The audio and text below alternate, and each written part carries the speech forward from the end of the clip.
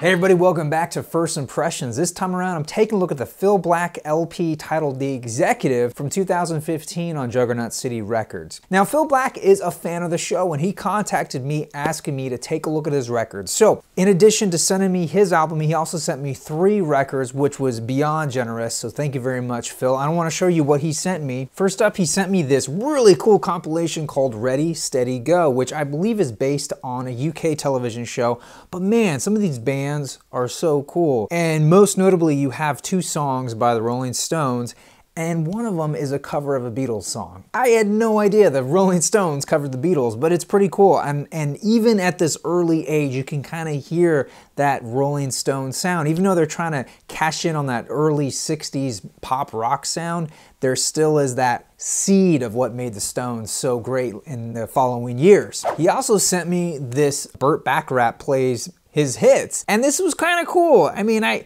forgot how many great songs this guy wrote, and what's interesting is that they're all pretty much instrumentals. I mean, there's choruses, there's definitely a female chorus that sings some of the songs, but by and large, the arrangement, they don't have a lead vocalist, which kind of makes sense because some of these songs are associated with certain singers, and they even got quotes from different people who sang his songs like Dusty Springfield and Dionne Warwick. And then lastly, he sent me a UK pressing of Dark Side of the Moon, which is really cool. This is one of those albums that you can never have enough pressings of, you know what I mean? So this is definitely going to be a cherished piece in my collection.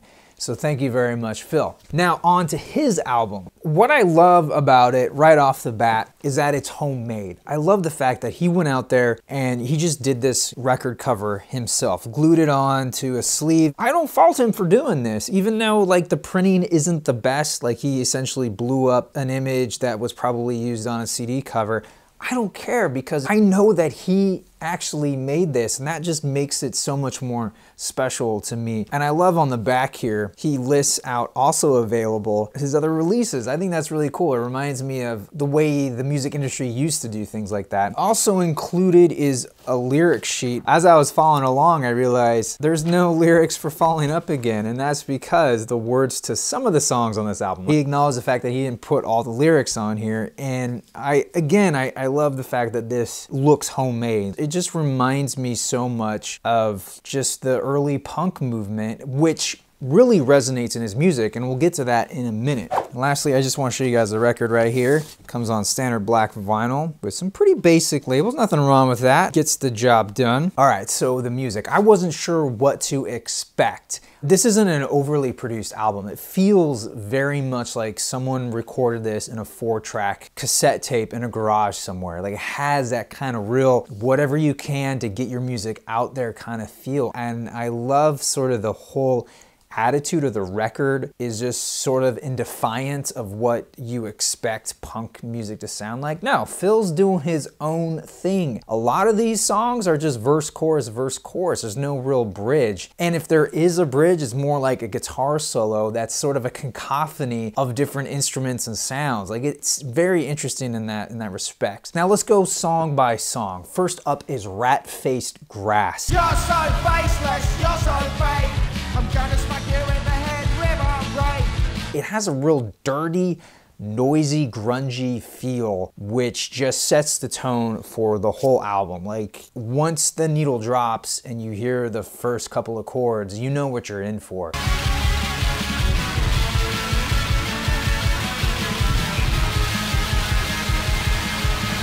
Up next is probably my favorite song off this album. This is track 2, titled Kiss Your Face. Hear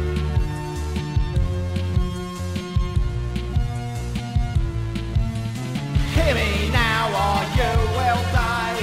There's no point to break it down to cry. The intro on this song reminds me of a band called Stereo Total, which is this French band. I don't even know if they're still around, but it has this sort of looping a sequence sort of Casio keyboard sound, and I really like it. I especially love the guitar tone on this and how it plays with his vocals. Kick in the head, kick in the head, kick in the face, then kick in the head, kick in the head, kick in the head, kiss on the face, then kick in the head. Track 3 is You Wrecked My Car, and this was such a delight to hear. It's a departure from the first two songs in that it has a more upbeat sound, but what it does is it kind of takes the Beach Boys sort of surf rock and turns it on its head by talking about driving in my GTO car on the way to the beach. I get in a car accident and my best friend dies and there's all this gore and blood everywhere. It's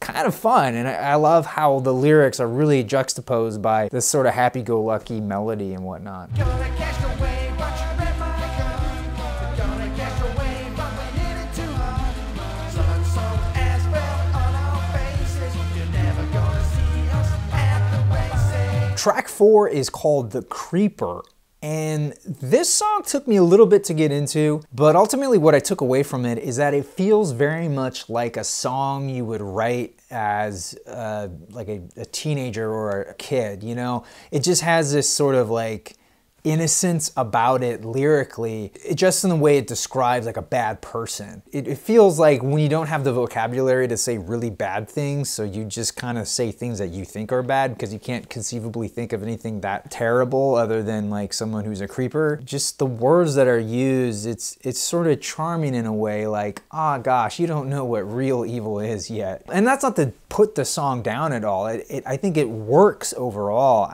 That's what I enjoy about it.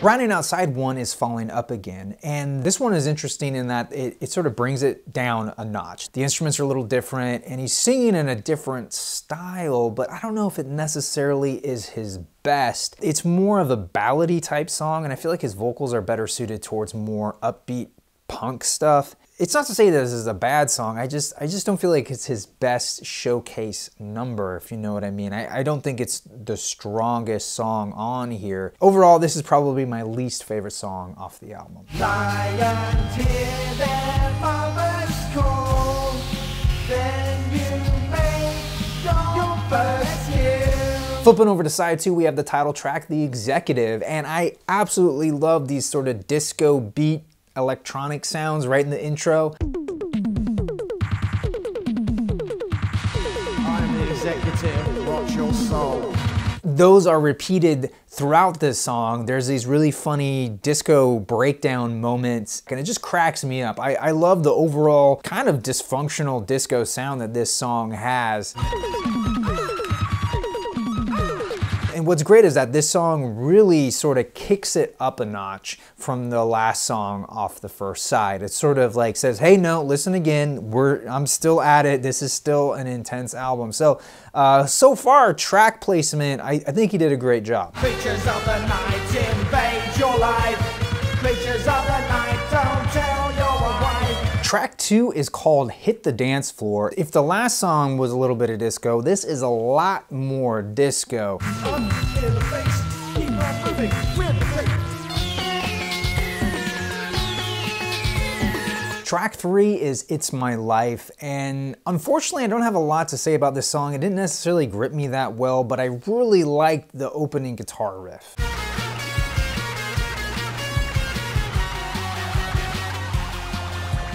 Flicking through the pages of my little life. So track 4 is Hey Scumbag, and this has a really cool sound to it. I feel like this could be easily heard in one of those straight-to-home video movies from the 80s, like a hard sci-fi or like a crime type drama type film that's sort of low budget. And this song would fit perfectly on that soundtrack.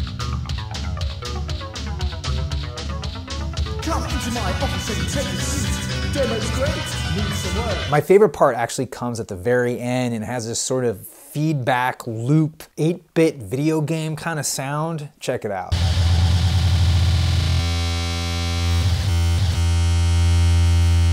So track 5 is Plastic Elastic, in parentheses, You're Fantastic.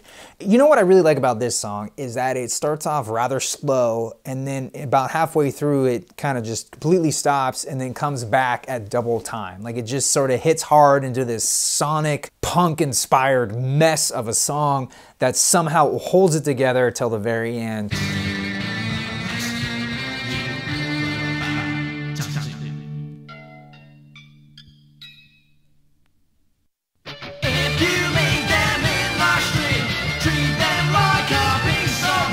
So the last song off the album is called Life Wrapped Up, and intentionally so, this is a very somber tune, and it starts off with some simple piano, and then an organ kind of comes in laying down these foundational chords, and that's when his vocals hit. Everything is pitch black, my eyes are wasted. 11 years in the dark space, it's over 10 years since I went away. And the whole thing feels very honest, and this is my second favorite song off the album. I feel like of all the tunes, this is the one that's really coming from his heart. He sort of let his guard down on this one, and I really like the overall sentiment of this track. The end, though, it sort of bothered me because it sounds like a mistake. Life wrapped up in a sack. The more I thought about it, the more I realized that's who PhiL is. He's gonna end it in a way that you don't like or that you're not expecting, but he doesn't care because he's doing it his way. He's not letting anybody hold him back. It's unexpected, it's brash, it's in your face, and to me, it really embodies the idea of punk. As many of you know, the punk music kind of started out of just, you don't have to be a great musician to be in a band to write great music. You just have to do it. And I feel like in 2017, or well, actually this was made in 2014, it was released in 2015. I mean, he's embodied that, and he's not letting people dictate how his music should be. He's telling people, this is my music, like it or not. So anyway, guys, I want to know what you have to say. Leave me a comment down below. Let me know what you think of bLaCk's music. Until then, thank you so much for watching. I'm your Vinyl Geek, and I'll catch you on the flip side. Hey guys, thanks again for checking out this episode of First Impressions. Now, if you want to watch more, I put a playlist right there, as well as a video that YouTube will choose for me. And you can always reach out to me via social media, so go ahead and click away.